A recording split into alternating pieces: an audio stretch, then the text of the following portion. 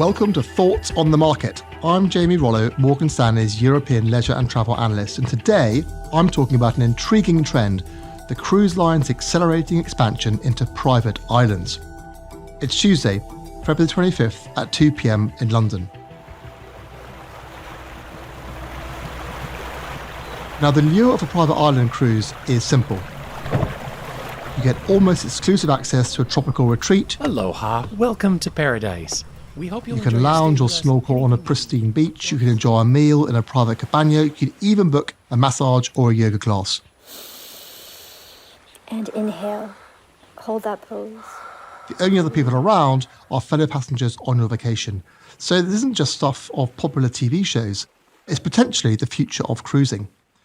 Cruise lines have actually been offering private islands for more than a decade, so it's hardly a new phenomenon. In fact, in 2019, we estimate the majority of Caribbean cruise passengers visited a private island.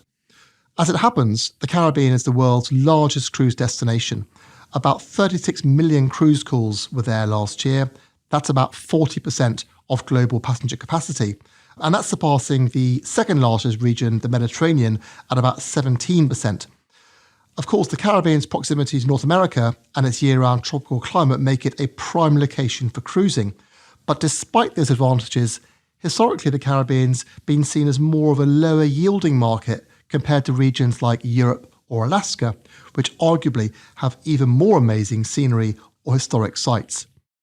Interestingly, recent trends suggest that reputation might be changing, and new private islands in the last few years have reinvigorated the Caribbean cruise market. So what do private destinations or islands offer? For your guests, they get a seamless integration with the cruise experience. There's no transfer required to a destination. There's no external visitors coming into the resort, no hassle, no traffic, and very low crime.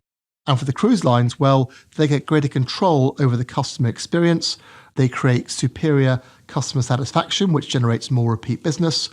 In addition, they can get that on-island spend that the guests would have spent with external vendors, and they can charge premium rates for more exclusive areas. On top of that, many of these islands are quite close to the US mainland, so you're saving on fuel because the ship doesn't have to steam so far, and on port fees.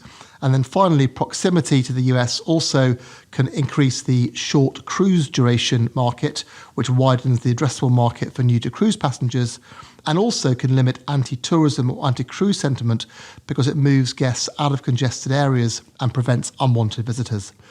All in all, the private island model offers a very high return on invested capital and may well be the future of the cruise line industry. In fact, if we add up the expansion plans of the biggest listed cruise lines, we think their private island guest count will double over the next few years, and that could add over 10% to top-line sales and 30% to earnings per share for the fastest growing cruise lines. So very considerable financials, but also it's a private paradise within reach and an idea we can all set sail to. Thanks for listening. If you enjoy the show, please leave us a review wherever you listen and share thoughts on the market with a friend or colleague today. The preceding content is informational only and based on information available when created. It is not an offer or solicitation, nor is it tax or legal advice. It does not consider your financial circumstances and objectives and may not be suitable for you. And inhale. Hold that pose for 3, 2, 1.